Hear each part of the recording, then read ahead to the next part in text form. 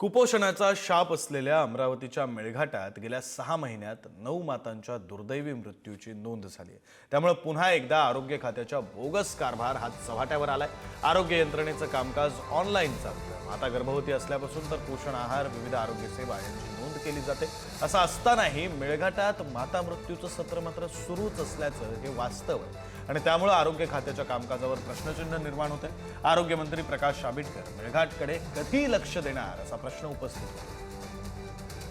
या संदर्भातले अधिकचे तपशील देतात प्रतिनिधी छगन जाधव। छगन, विक्रांत, मेळघाट म्हणजे कुपोषण आणि माता मृत्यू, बाल मृत्यू हा संकल्प आहे। कारण गेल्या अनेक वर्षापासून या मेळघाट परिसरांमध्ये मृत्यूचं सत्र सुरूच आहे। आता नुकतीच जी आकडेवारी हाती आलेली आहे त्यामध्ये 6 महिन्यांमध्ये 9 माता मृत्यूची नोंद मेळघाटमध्ये झाल्याची अधिकृत माहिती पुढे आलेली आहे। त्यामुळे या आरोग्य विभागाचं काम केवळ ऑनलाईन पद्धतीने चालतं अशाच पद्धतीचं कामकाज त्यांचं दिसून येत आहे। कारण आरोग्य व्यवस्था इथली पूर्ण ढासळलेली आहे।